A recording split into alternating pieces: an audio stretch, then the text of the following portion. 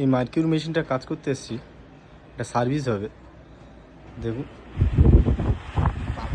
ফসফস করছে। দেখি এর ভিতরের অবস্থাটা কেমন আছে। চলুন খুলি প্যানেলটা। বাপ রে বাপ, দেখুন কি অবস্থা, একটা ফিল্টারটা অবস্থাটা দেখুন। আরে সুন্দর অবস্থা ফিল্টারের।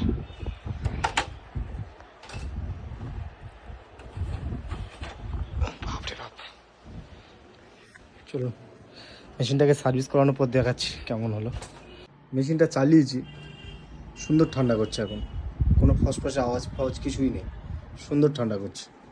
দেখুন সার্ভিস করার পরে চালিয়েছি, সুন্দর ঠান্ডা করছে।